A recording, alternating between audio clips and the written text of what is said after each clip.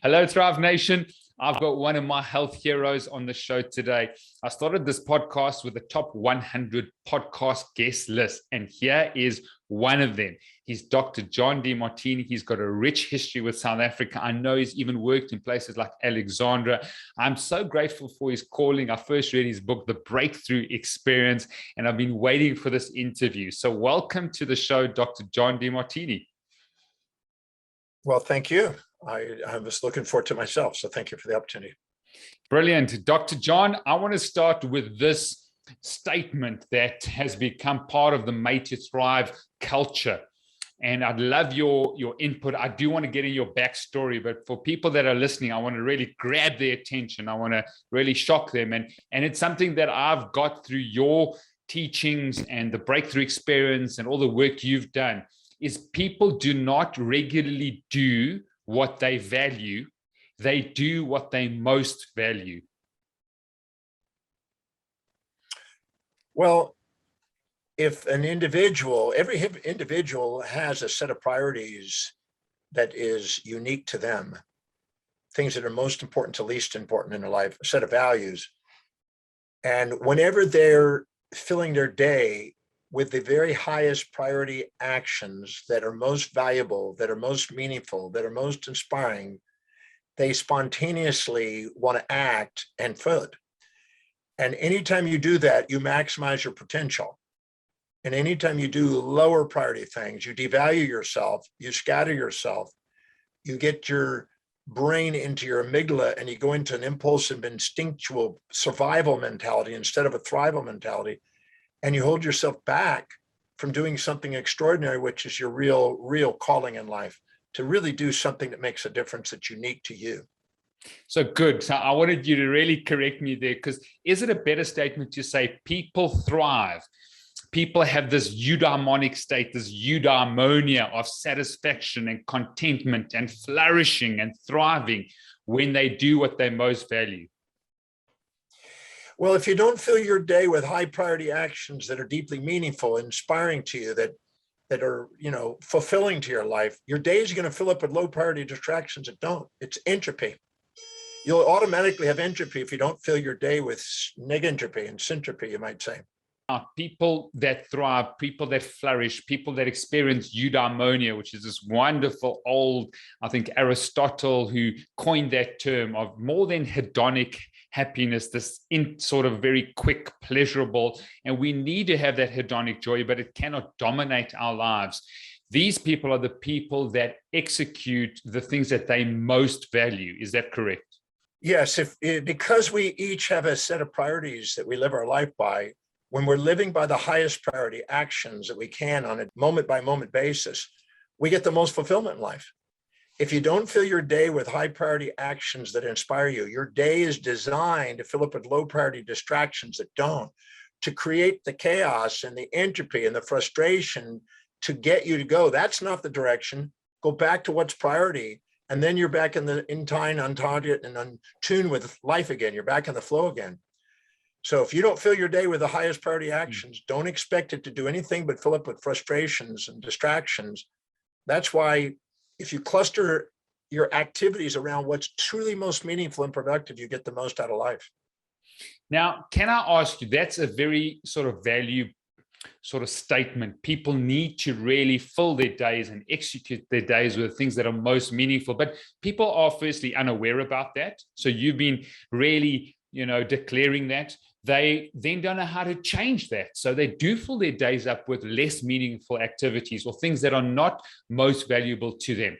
What has been your journey with regards to changing or transforming people's thinking with regards to that very process that you've outlined, which I think is the center of the Demartini way, is how important these things are that bring us meaning, to ensure that we do it on a daily, weekly, monthly, and a yearly basis. How do we transform and change people's thinking there? Well, when I was 27 years old, I picked up a book at a bookstore called The Time Trap by Alec McKinsey. And I realized that I had just started my practice at the time, and I was doing a lot of stuff and majoring in minors and minoring in majors, and I could feel a bit overwhelmed and distracted and feel like I was doing stuff that needed to be delegated, but I didn't know how to delegate, didn't know who to delegate to. And I got that book. And after reading that book and underlining it, I created a 6-column exercise. I'd like to share that if I could. Yeah, absolutely.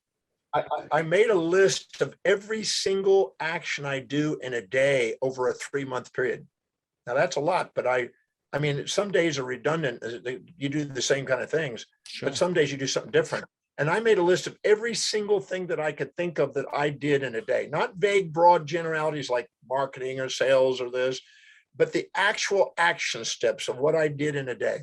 And that was an exhaustive list. And right as I made that list, I was already discovering and looking at, wow, I'm doing a lot of stuff that doesn't produce, that's not really as meaningful as I like. And I'm just feeling like I'm trapped by this. I then put a column next to it of 6 columns. I wrote down, how much does that produce per hour? Because that means I'm doing some sort of service that's contributing to another individual's life and they're compensating for it. Because every time you do something that's low on value and it's not serving people, you devalue yourself and your time. And you don't expect the world to value when you don't value you. And so I made a list of what it produced per hour in the column 2. And I extrapolated the best I could based on what a total hour was. So if I spent 10 minutes, I'd multiply it times 6. If I had 2 hours on it, I'd divide by half until I got a rough estimate of what I thought that is, an exact number or a close estimate of what it was.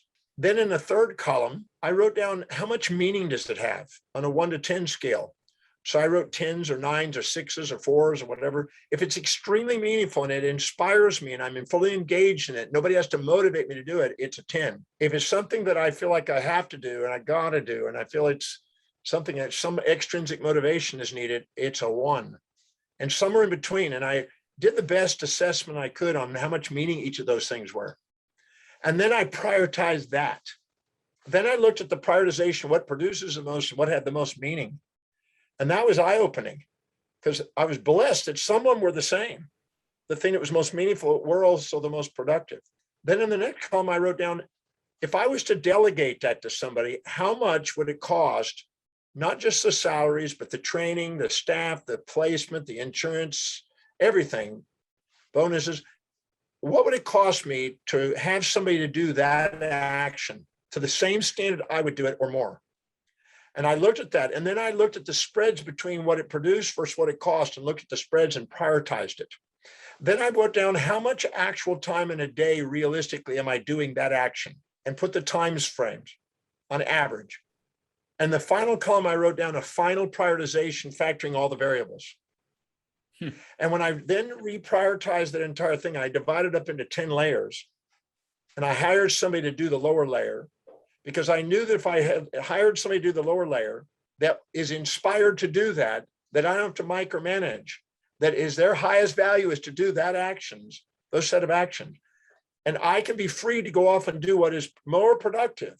I can make way more income, serve way more people, have way more meaning, have more vitality in life and energy, and open up job opportunities for other people, which helps the economy, which by factorial mathematics increases everybody's economic return.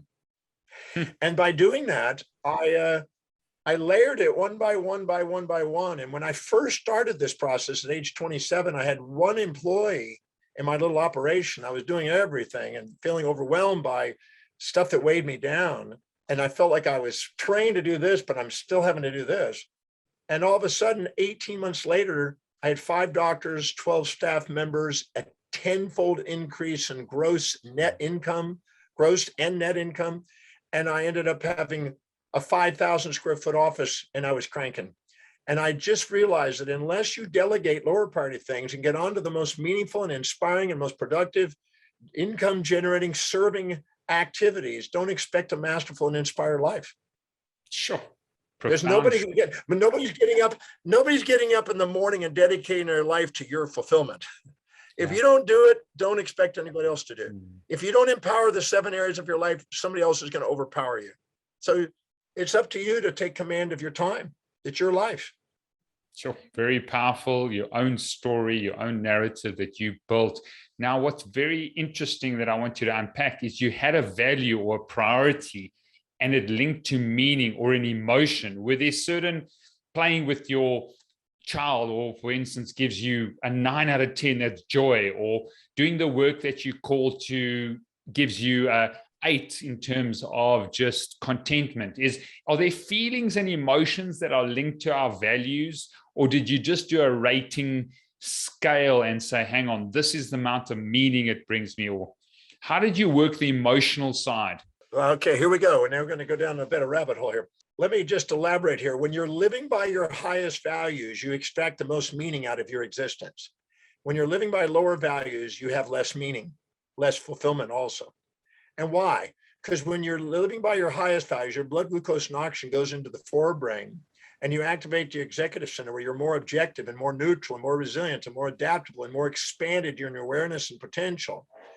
And when you're living by lower values, you're more in your amygdala, where you are in the avoid pain, seek pleasure, avoid predator, seek prey, avoid challenge, seek ease, your instinct and impulse center, your desire center. And the Buddhist says the desire for that which is unobtainable and the desire to avoid that's unavoidable is the source of human suffering. So that's the suffering center there. Now, what's interesting is whenever you're going and you're going into the amygdala, you're going towards fantasies and trying to avoid nightmares. And a fantasy is what you're conscious of the upsides and unconscious of the downsides. And the nightmares are conscious of the downsides, unconscious of the upsides. You're not fully conscious. You have a subjective bias, skewed view about reality. You make unwise decisions. You're more impulsive and instinctual because your adrenaline is kicking in to avoid the predator and to seek the prey. In that state, you have the least fulfillment, the least objective grace, and you have the most emotional polarization, almost a bipolar state. You're ungoverned, uncontrolled, and you're in your amygdala, you might say, where you're in survival. When you're thriving, you've got gratitude for life because you see things on the way. You're more resilient and you've mitigated risks and you know how to handle them. You're loving what you do because you're inspired by it, because there's deep meaning in it. You're inspired by the vision that you hold because the executive center wakes up the inspired visionary center in the occipital cortex. It automatically has you more strategically planning, so you're mitigating risks. You're less distracted by emotions and self-depreciation and anxieties. You're more certain because you're clear on your objective. And you're more present because you're not vacillating with fears of the future and anxieties of the future and guilts and emotions of the past. When you're in your survival center, you're disempowered compared to your empower center. So yeah, your hierarchy of values dictates your destiny. And if you live by the highest values, you empower your life and you become more objective in life and more grateful for life. So Brilliant. There's gratitude, love, inspiration, enthusiasm, certainty, and presence. These are transcendental feelings that are the pairs of opposites joined. And then you got the polarized emotional states when you're living in your lower values, where you're polarized and out of control and ungoverned. And so, yeah, living by your highest values allows you to master your life, not let the external world run you. Great. And now I think that's a great start for people to really dive in and a real sort of, carrot for them to bite on. Tell us a little bit about South Africa. You've got a rich history. And the reason I say this is South Africa was deemed by Bloomberg as the second most stressful country to live in terms of people, in terms of crime, in uncertainty and instability, being sympathetically dominated many, many times, people being resilient, but showing really chronic oversympathetic nervous system activity. And that's going to take more interventions. Why South Africa? Why the office here? And how would you speak to the people of South Africa that do have undue stress in terms of Maslow's hierarchy of needs, of safety being a significant problem in this country? Okay, that's about 4 questions. Sorry.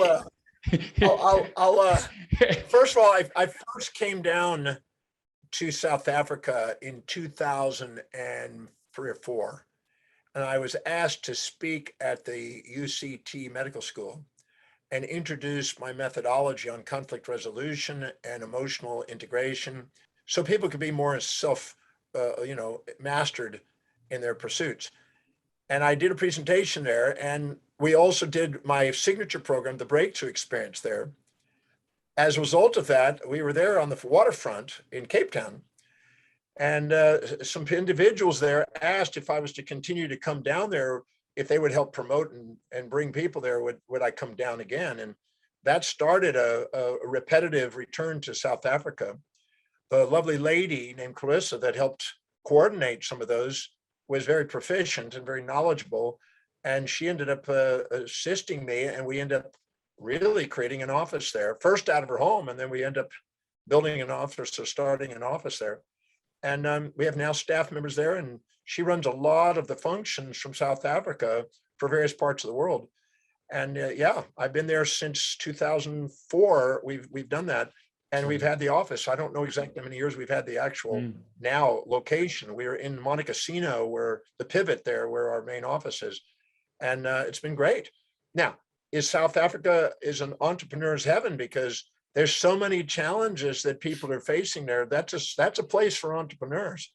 Many years ago, I did a thing that went into the Star newspaper there, and you know, when Eskom was load shedding, and they were saying, you know, and people were leaving, and it was saying the intelligentsia are leaving and all this other stuff. I said, well, that's a contradiction, because if the intelligent people are really there, they're looking for opportunities to solve problems. That's a place to solve problems. That's a place for entrepreneurs, not a place to avoid entrepreneuring. Anyway, there's a great deal of entrepreneurial spirit there. I've met some amazing people there. I've had many amazing opportunities in South Africa. If it wasn't for COVID, I'd be down there now. But, you know, COVID has made it where the transportation and playing there is not as easily temporarily. But I'm a firm believer that when the slingshot is pulled back and there's a lot of tension, once it releases and people see life on the way, not in the way, it just takes off. And so the potential for South Africa is great. It all based on the leadership. And if you allow yourself to recognize the magnificence of the resources you have and allow somebody to really lead and not, look for immediate gratification, then you can empower the country. And so I'm down there as often as I can doing for that objectives to help people empower their life. And that's the key. If you don't empower yourself intellectually, you'll be told what to think. If you don't empower yourselves in business, you'll be told what to do. If you don't empower yourselves financially, you'll be told what you're worth. If you don't empower yourselves in relationships, you'll be doing honeydew crap around the house, excuse the expression. And if you don't empower yourself socially, you'll be told propaganda that you might believe. And if you don't empower yourself physically, you'll be told what drugs to take and organs to remove. And if you don't empower yourself spiritually, you'll be probably in a dogma of the past instead of actually being current with the cosmological schemes of a vast universe, of a magnificent universe that we live in. So I'm a firm believer in empowering your life and helping people do that with education. Education is a great leveler between the haves and the have-nots and the various differences in culture and belief systems. It helps level the playing field, because intelligent people have reflective awareness and realize that whatever they see in others is inside them. And it helps level that and helps them love. Great. Well, tell us about stress and the sympathetically dominated individual here. I've spent a lot of time with 22 years in my other life as a physician, a doctor of Chinese medicine, at a dispensary and people working, started as a physical therapist, and just looking at the heart rate variability of clients all over the world and locally now. There's a problem here in terms of people and the sympathetic nervous system and being out of balance with the parasympathetic nervous system. What would you say to South Africans, other than empower yourself, inspire yourself through education? That's what your programs are. Your programs are incredible. But to the South African that's in this fight, flight, freeze mode, what can they do? Well, we have control over three things in our life: perceptions, decisions, and actions. Sensory neurons, interneurons, motor neurons. We have control over those. Through our glial system, we have the governance over that neurological system.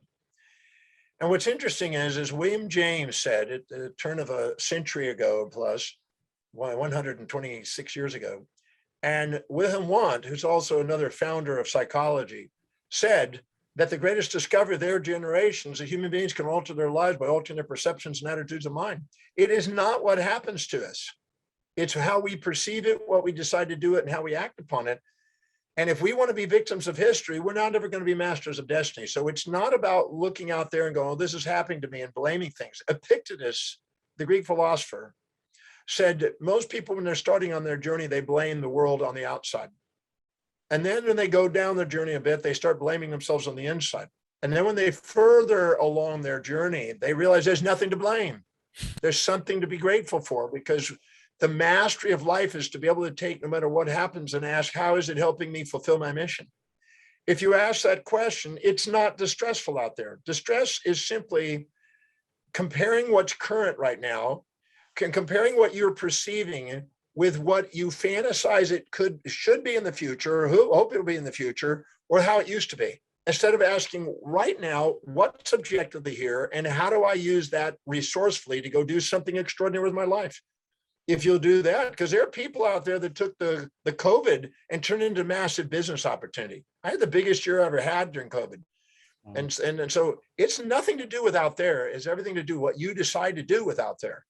If you go out there and you turn things into opportunities and go and find out new niches and go and serve more people, right now, there's a way of doing that, even if it's online. Many people went and advanced their technological advancements.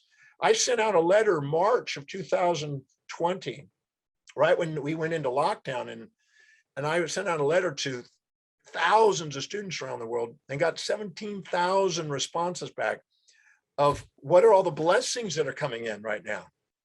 And I mean, they came in left and right, the blessings. I'm more with my family. I'm actually doing business from home.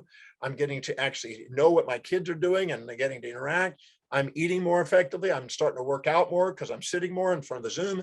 And they started to come up with those things. And I sent that out to other people. I said, this is blessings. If you choose to see more drawbacks and benefits, that's your choice.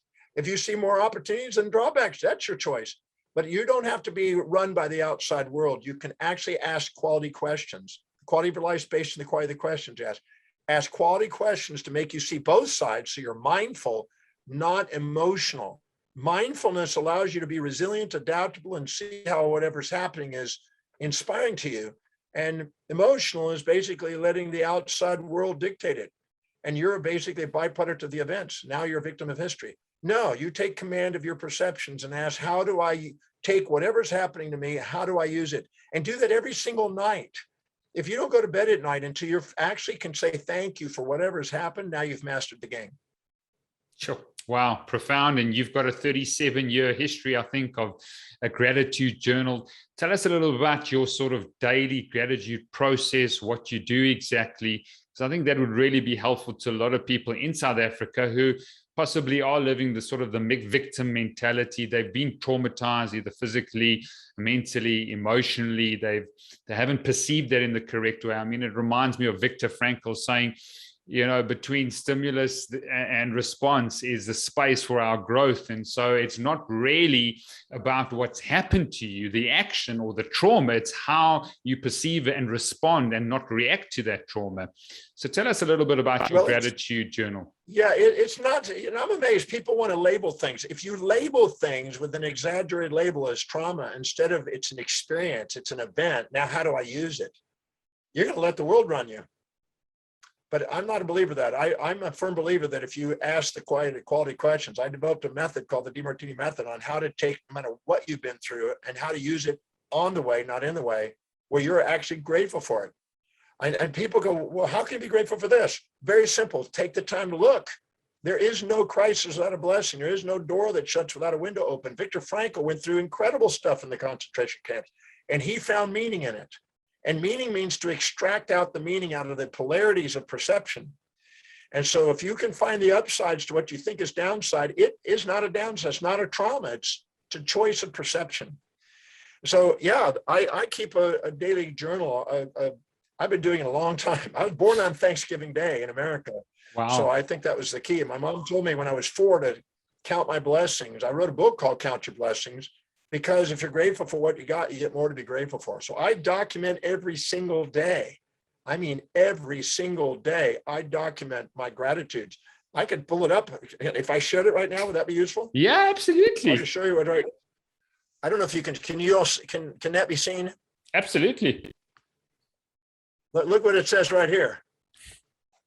Had the opportunity to be interviewed by yourself for regenerative healthcare show Made to Thrive podcast. Then I have another one tonight. This is the fourth one today, and I did 2 talks.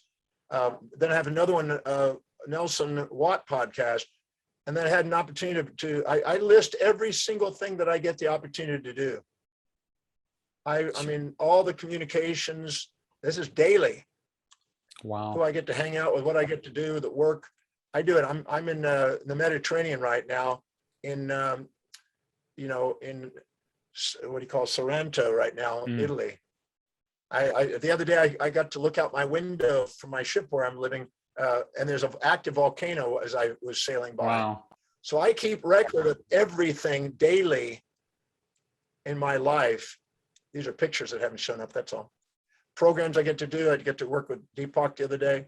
But I as I travel the world, I keep records of everything that I do. Sure. And you These spend are the time, gratitude. do you put a time in place every night or every day where you do this, or as you go through the day, are you documenting this? I document everything. Here's the gentleman that actually was there at UCT back many years ago. So I document everything. There's a conference I just did. We did 50 million people in that conference. I document everything daily because I found out if I'm grateful what I have, I get more to be grateful for. So I do this. I have 30 volumes. Wow. And they're 900 pages. So you can calculate what you're talking about there. Some are 900 pages. So this is an ongoing, this is just one volume here. So I do it every single day. I go through and I do gratitudes.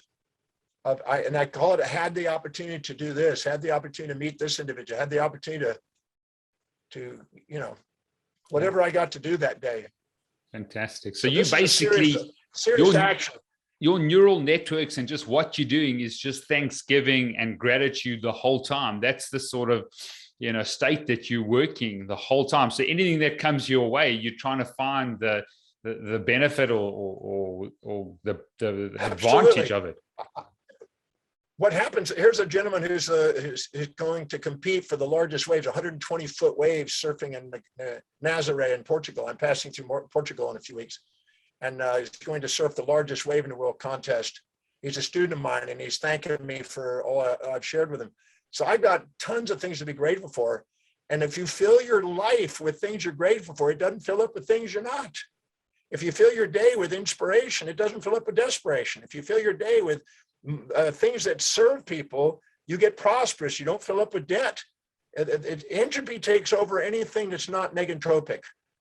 And if you study the 1944 book by Erwin Schrödinger, The What is Life, if you understand that life is bringing order and organization to your life and taking command of perception, decisions, and actions, you can create an extraordinary life if you take the time to do it. So I make this a daily ritual. It's every single day. And I have thousands and thousands of pages to prove that. Wow. Incredible. It's not a joke. It's not something I just taught, you do this and don't do it. This is something that you live every day. Tell us a bit about the science, and what does the science say about gratitude and how important it is in terms of that research? Gratitude is a sign that you're seeing the hidden order, the implicate order inside the apparent chaos. And that's where you have the most power in life. If you're sitting there and you're seeing one side, you're blind to if you're resenting something and labeling it trauma, you're blind to the upside. If you're going over here and thinking, oh, this is ecstasy, you're blind to the downside. If you see both sides, you're mindful. Mindful puts you in a poised state. Trying to get a one-sided life and trying to get rid of half of your life is not the way to love your life. How are you going to love yourself if you're trying to get rid of half of yourself? How are you going to love other people when you're trying to get rid of half of them? How do you love life when you're trying to get rid of half of it? When you embrace both sides of life, you get to love life and appreciate life. A perfectly equilibrated mind is what actually wakes up the heart to gratitude and grace. St. Augustine said, when the will of God is equilibrium, when the will of man matches the will of that, you are graced by the presence of the life. Now, whether you want to use anthropomorphic ideas like that or not, or just see the implicate order of science that David Bohm described, or you want to just go to Carl Jung's idea of equanimity, or the guy in Fritz Perls when he dealt with the Gestalt on balance, they all are saying it in different ways, but our authentic self is that. If we exaggerate ourselves and look down on people, or minimize ourselves and look up at people, we're not being ourselves. We're being a facaded, exaggerated, minimized self. How are we going to be fulfilled in life if we're not even being ourselves? The magnificence of our true equitable identity is the one that gives us the most power, and the one that is exemplifying what's possible, which magnetizes opportunity to us. So yeah, giving yourself permission to be you, and not subordinate to expectations and moral hypocrisies that we're surrounded by people who aren't themselves. Lead the way, not follow the way. You can lead a culture, you can follow a culture. If you lead the culture, you'll probably be ridiculed at first, violently opposed at second, but eventually you'll self-evident, you make a difference in the world that you drive yourself and inwardly to want to do. Sure. Powerful. Can we put that into the form of marriage or partnership? Because I feel sometimes I've been married 21 years, I've got two beautiful children, and then just sometimes I feel that I'm compromising my value, I'm compromising what I would do in that situation or how I would plan the weekend or the holiday. We've got two very unique individuals. We've got an incredible marriage. I'm very grateful for it. I think the Margot therapy of learning from my wife, Helen, has just impacted me immensely, and my wounds and my inadequacies have really grown by just witnessing this beautiful person that I've shared life with. But how does that work when I feel, or she feels, that she's compromised a value or she's compromised meaning over a period of time or weekend or holiday or during the day? Well, one of the greatest exercises a relationship can do is at first identify what is really the priorities, the real idea. Your identity revolves around what you value most, and whatever the hierarchy of your values are dictates your destiny. And finding out what's really, really, really, truly the highest priorities in their life, and finding out what that is for you, and then asking amazing question: how specifically are they being dedicated to those highest values and living by those values? How is it helping you fulfill yours? If you can't see it, you're going to want to change them. You're going to want to fix them. You're going to want to, you're going to want to teach them. But if you actually see what they are and who they are and what they're dedicated to is serving you, there's nothing to fix. There's something to be grateful for. And then you're not sacrificing for them, because a woman's memory when she's sacrificing for her man is more indelible than all Intel chips ever been created by Intel, because they remember everything. I'm joking. But the point is that if you can see how what they're dedicated to is serving you, and then you can see what you're dedicated to serving them, you don't have to change them. You don't have to change you. You get to actually walk the path appreciating without sacrificing. The sacrifice is a symptom of not knowing how to appreciate what they're dedicated to and how it serves you. Because when you can see how it serves you, you don't need to fix them. You don't need to change it. And you can see what they're doing with the children, how it serves your dreams. Wow. And if you can see how what you're doing serves them, you will be able to articulate linguistically what you're wanting in terms of their values, so they're engaged in it. If you help other people get what they want to get in life, they help you get what you want to get in life. Most people are living in alternating monologues in a relationship, talking down and talking up. One's talking, the other one's not listening. The other one's talking, no one's listening. You have alternating monologues instead of dialogue. If you can't appreciate what they're dedicated to is serving what you're dedicated to, you're going to want to change them. And if you try to change them into you, it's futile. If you try to change into them, it's futile. But if you learn how to communicate what you would love in terms of what they would love, it's utile. Sure. Now, we've done a value sort of ladder, which has been sort of inspired by yourself, the both of us. And my son's 17 years old, and we're trying to get him to a place that he understands his values. When does that formalize as a 17-year-old? Because I'm thinking he really needs to make sure he's got that value ladder, the things that bring him most meaning. Like my number one is love of learning. I try and read 50 books a year. I just love reading. I love learning. I love distilling. I love deconstructing. I love writing. When does the brain formalize, or does it change? They say the prefrontal cortex only, sort of develops and fully develops to the age of 25. Before people get married, is this a very, very important process to do in terms of a value ladder? Yes. I'd like to make a statement. I have been blessed to work with some very extraordinary youths that I found who found out what they're really committed to at a very young age. One was 3, wanted to be a brain surgeon, has been working on brain surgery since 3, wow, and has already gone in and watched brain surgery by the time he was 12, already actually done brain surgery by the time he was 17. I mean, he was there working with the team. I mean, he's done amazing things. I've also seen people at 9 years old know exactly what they want to do and sign multi-million-dollar contracts by 14. And when you go and study their brains, they're already myelinated. What happens is we go through life, and the first year from 0 to 1, a baby can pee and poo and pass gas and diarrhea and does almost any, bite, scream, yell, cry. And there's this kind of unconditional love that the parents give them, and they don't put anything on them. The second they stand up, all of a sudden you hear no, yes, no, no, yes, yes. And all of a sudden in come the values of the parents. So the first parent that gives them his mother values, then father values, then kind of preacher or rabbi values, then teacher values. Then you start getting social peer pressure value. Then you go up the scales of the different dynamics of social things, morals, values, traditions, conventions, etc. And eventually, by the time they're 40, they're in an identity crisis because who am I? They've been so indoctrinated and fitting into society that they're afraid of, as Ernest Becker said in his Denial of Death, a Pulitzer Prize-winning book, they're afraid to be an autonomous individual thinking that makes a difference uniquely. And they just want to fit in because they don't want to be rejected because of banishment from the group. And very few people transcend that. So at a very young age, where we can get inculcated by shoulds and ought tos and supposed tos and got tos and have tos and musts and squash the creative genius that's sitting inside these children. So I say the sooner you can find out what their real values are, not what the ones they think it's supposed to be. Because anytime you hear somebody saying, I should, I ought to, supposed to, I got to, I have to, I must, I need to, that's an injected value of an outside authority. And finding out what the kids really are inspired to do. And I mean, usually they're doing escape systems to avoid the pressure of trying to fit in and squashing themselves. If they're actually liberated to be who they are at a young age, like Terence Tao in Adelaide, Australia, who's now one of the greatest geniuses of mathematics, who started at age 3, or some of the people, like a physics girl who was at age 13, she built her own engine and used it to build a plane and flew across the Great Lakes by the time she's 13. I mean, these are kids that were given permission to be themselves at a young age and develop the myelinization in the brain at a young age, not the average. We confuse average with genius. And we all have a genius sitting there dormant, but we're not living congruently. When we live by our highest values, we pursue challenges that inspire us. And that's where genius and innovation and creativity and unborrowed vision emerges. And we have that. The kids have that.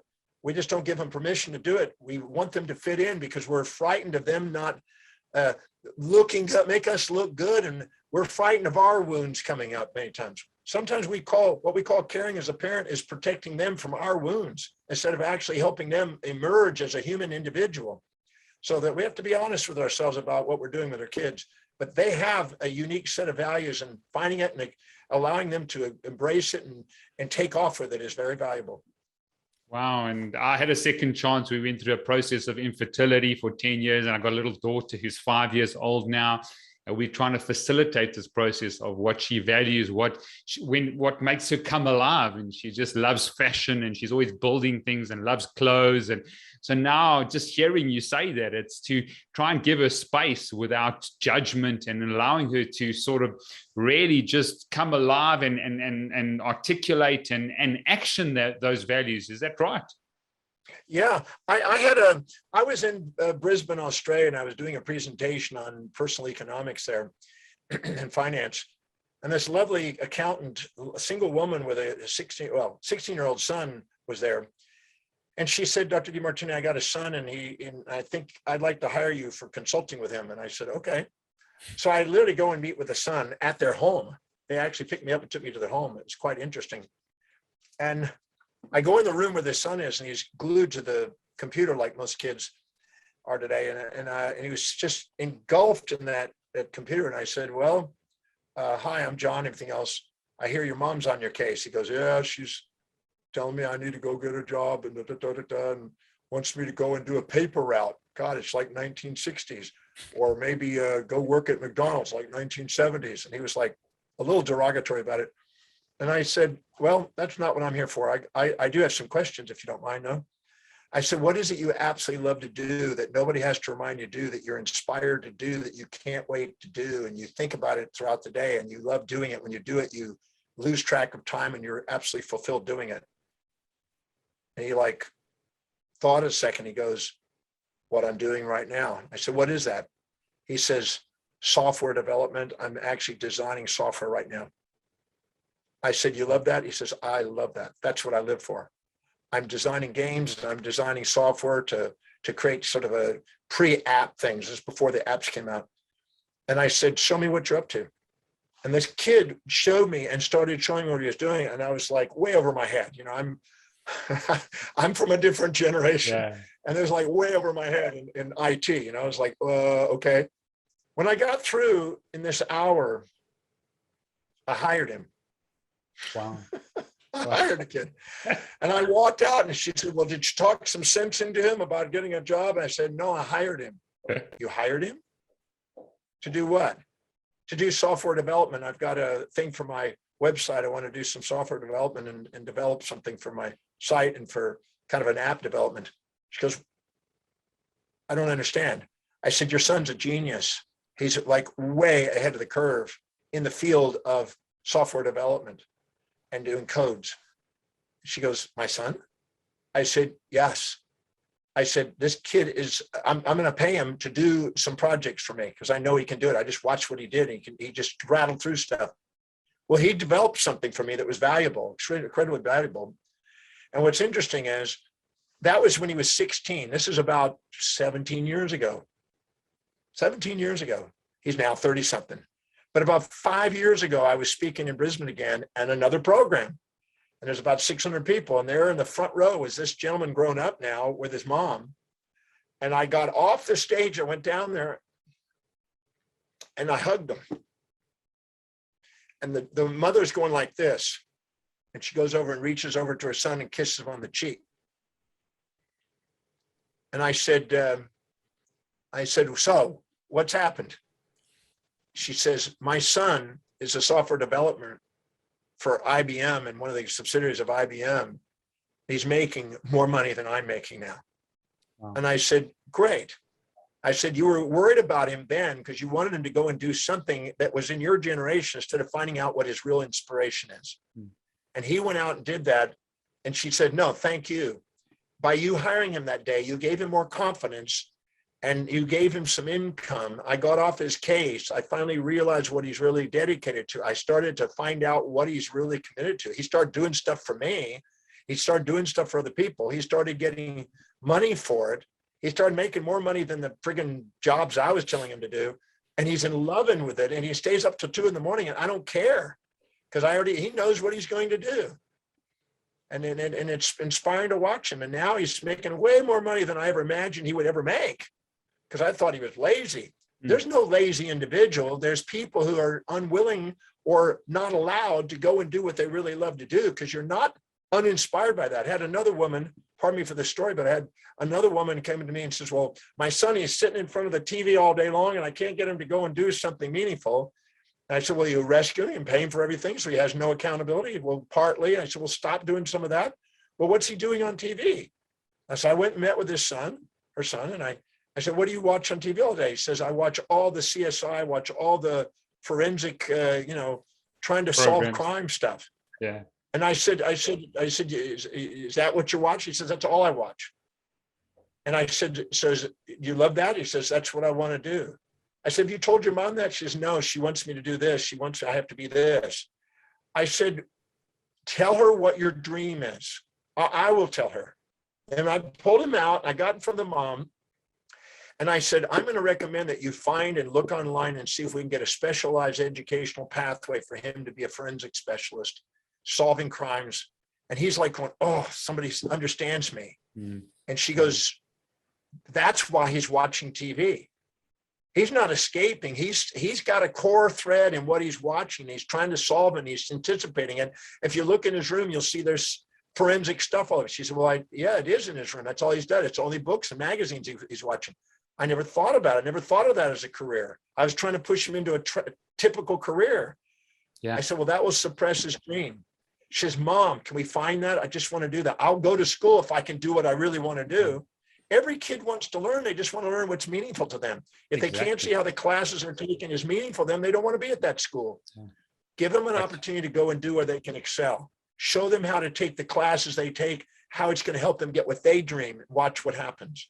Exactly. So, and then if they have to make the health choices of eating, why they're going to eat nutrient-dense food is to actually then support their vision and what they love doing and what they want to excel and what brings them meaning. If they have to go and exercise, you plug the exercise in to say that's going to make you better and improve your performance as a software developer or as a criminologist. You don't tell them. You ask them to discover it, because when they discover it, it's not told to them. Yeah. It's discovering it within themselves, how it's going to get them. I ask it this way. Out of all the people who are in forensic science, how many of them What education did they have? How do they eat? Let's go line. Let's go learn about it. If they discover that 40% or 60% of the leading people in their field do this particular thing, they're more likely to incorporate it in their life all of a sudden. Because now they see, oh my God, I see that all of them had at least bachelor degrees or master's degree. That's why they're excellent. I want a master's degree because they're seeing that they're going to get what they want by that vehicle. So I draw it out of them, not impose it onto them. Okay, I draw it out of them. Got you. Great. You've got 40 years of learning. What have you learned, Dr. John, in the last year that has sort of blown you away, or that you're sort of incorporating for the future of Dr. John Demartini? What has really come to you in the last year? Well, St. Corona gave me an opportunity to go on to technology and do Zooms and all these other mediums to allow me to reach people. We reached 250 million people last year on this platforms. So I'm learning about that, how to reach billions of people with these platforms. So thank you. St. Corona did that for me. I mean, people go, well, that's a terrible thing. No, it isn't. There's blessings in there if you take the time to look. But yeah, I'm learning how to do that. And I mean, this will be the 6th program I've done today. I've still got one more tonight. Wow.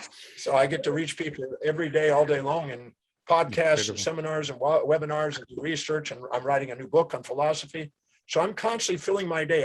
I realize that if I fill my day with what inspires me, which is learning and teaching, I have a lot to be grateful for, and I get to fill that gratitude journal.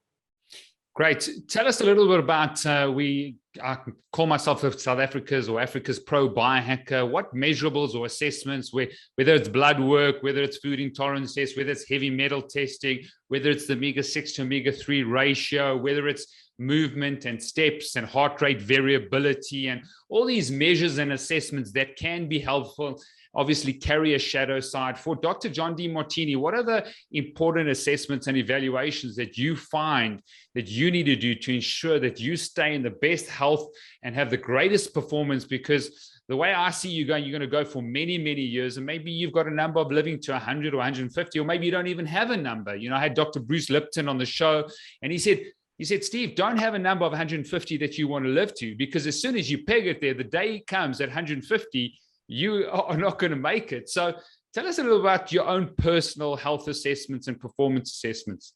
Well, my health assessment is my gratitude for life, how many hours of high energy productivity I do.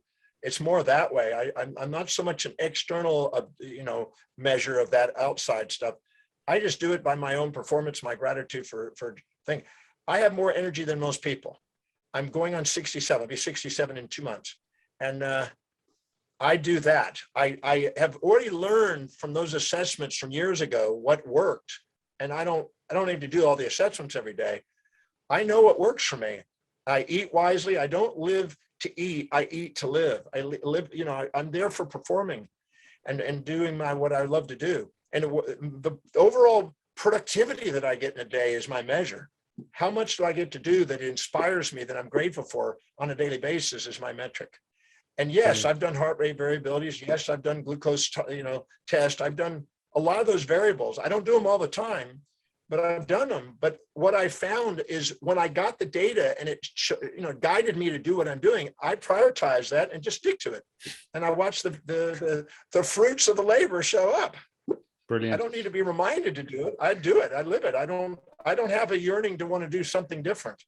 People, people hear sometimes in the restaurant, they'll go, you're very disciplined on eating. No, I'm not. This is what works for me, and it's not discipline to me. Discipline means it's like I got to will it to force it to happen. No, this is what I love eating. This is what performs. This is why I live. You want to make sure that you're doing something that inspires you, so it's spontaneous. Spontaneous action is different than having to force yourself to do something. I'm not about motivation. I'm about inspiration. There's a difference. Inspiration is an intrinsic drive. Motivation is an extrinsic persuasion game. Sure. Well, tell us what Dr. John loves to eat, and tell us what he loves to do exercise-wise. So we've got a little bit of a window into your day. Well, my breakfast this morning was mango, mixed berries. I had lightly toasted multigrain toast, and some really great plain yogurt. So that was my breakfast. Today at lunch, I had a multi-grain kind of seed loaf kind of thing with turkey, avocado, tomato, carrots, lettuce, and a bit of just some slivers of Swiss cheese on it. And that was it. And I had some carrot, cucumber, and celery juice. So that was my drink today. And I drink water. I don't drink only water. I don't drink anything but vegetable juice and water. I don't drink a lot of fruit juices because I eat fresh fruit. I always have a rule that I don't drink more juice than I would eat in a normal meal of fruit. It's too much concentration of sugar volatilities. So I just have a little bit of fresh fruit every day. I eat vegetables every day. I eat grains every day. I eat yogurt every day pretty well. I either eat fish or chicken or turkey. Tonight, I'm going to have brown rice with a bunch of vegetables in it, with bits of chicken in it, or possibly some seafood in it, and with a bit of ginger, and also this corn crab soup that they make for me here. I'll have some of that. And I have, for my dessert, I have 2 grapes. I don't eat sweets. I don't drink alcohol. I don't use stimulants, coffee or tea. None of that is my thing. I'm just water, vegetable juice. I mainly eat to perform. I want my performance to be full on. I think you know my schedule. I keep a very intense schedule. For 35 years, I did 4 hours sleep a day, and I kept to 7 days a week. 20 hours a day. I was cranking. I still do that, and I've been doing it 49 years. I've been teaching 49 years now. 49. So I've been busy 49 years, and I started at 18, and I'm going to be 67 here in 2 months. Wow. Well done to you. A little bit about your exercise routine, because I think a lot of people, is that sort of your normal nutritional plan? You eat those are the types of foods? That's pretty normal. I might fluctuate on the vegetables, might fluctuate on the grains or whatever. Sometimes I'll have oatmeal and grains and fruit and stuff in the morning with yogurt. But my exercise routine is a bit of jogging. Do push-ups, sit-ups, calisthenics, leg lifts.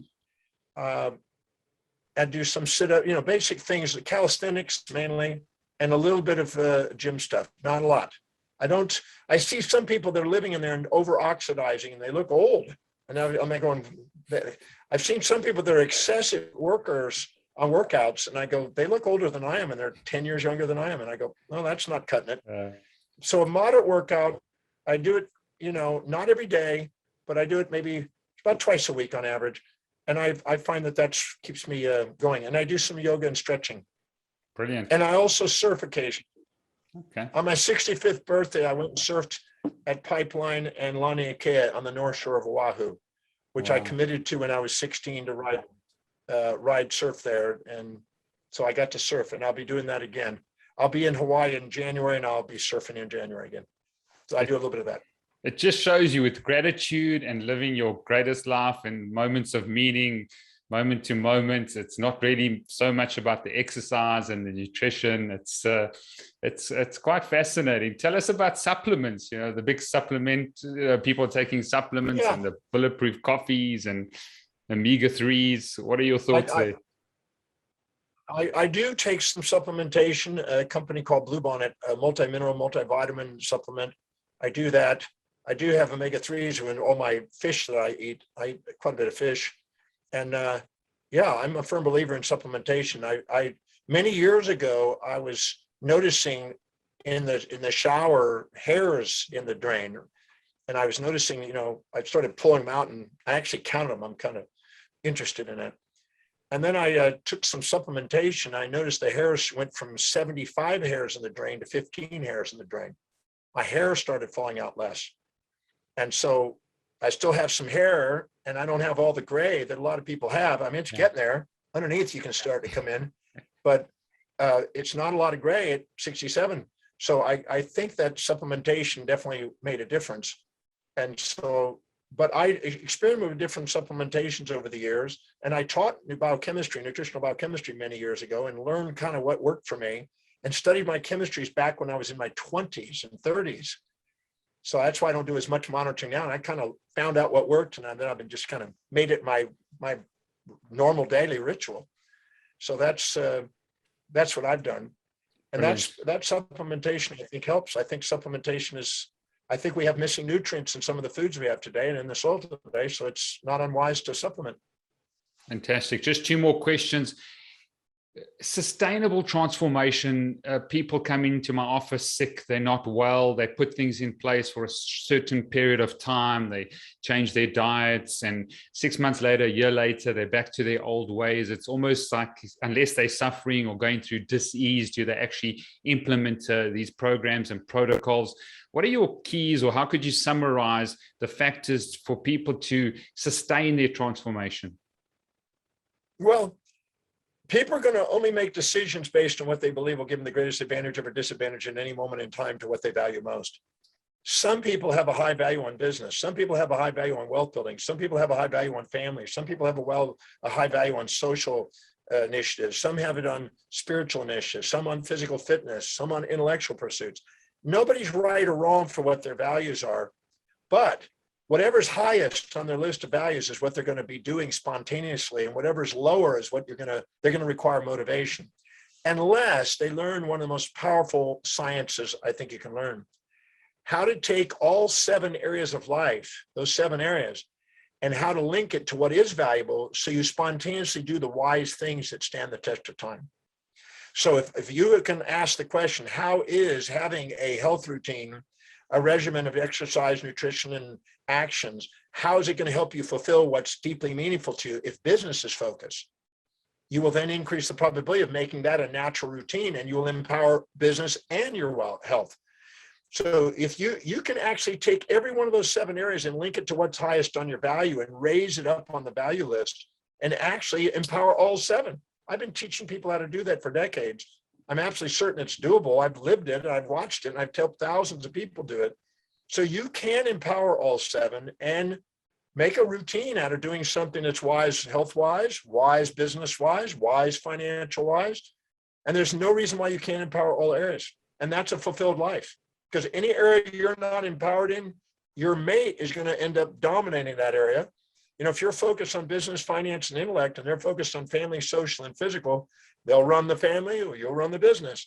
But if you're empowered in all, and your spouse is also empowered in all, you'll be engaged in participating in all different types. And I train people on how to do that, how to be resilient and empower all areas of life. Because any area of your life you're not empowered, you're vulnerable to other people ruling you. Fantastic. Incredible summary. We'll put all the links in the show notes and that. Last question. What question have I not asked you, Dr. John, that you would have liked me to? Well, I don't know. I didn't plan out any question on that. I think you've done a great job. So I don't have any questions on that. But all I can say is whoever's listening out there, whoever's listening, give yourself permission to be the magnificent you who you are. Give yourself permission to do something extraordinary. The truth about you is you're extraordinary. The truth about you is you got a magnificence about it. But if you compare yourself to other people, instead of compare your daily actions to your own highest values and dreams, you'll live in the shadows of others instead of on the shoulders of giants. So give yourself permission to do something extraordinary by honoring the magnificence of who you are. And that way you make the biggest difference, because nobody has the same hierarchy of values. Nobody's the same individual. And if you are willing to be yourself, you automatically make the greatest difference. But if you're trying to be deluded by being somebody other than yourself, you just diluted your difference you make in the world. So give yourself permission to be you, and shine, not shrink, and radiate, not gravitate, and get on with doing something that is deeply meaningful, that's sustainably fair exchange and transactions with others, and watch what happens to your life.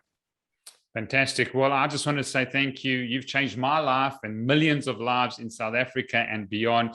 I'm sending and just declaring favor and blessing over you, that you would thrive, that your greatest values and aspirations will be fulfilled, which I'm no doubt, with just looking at that gratitude journal every single day, not forcing it, not saying it's discipline, but being inspired to do it. So thank you so much, Dr. John Demartini. I look forward to seeing you. I'd love to meet you in person when you're here in South Africa. And we're going to try and send these little clips and this podcast as far and as wide as we can. Thank you very much for the interview. Thank you for what you're doing. And thank you for that final message. I appreciate it. Thank you.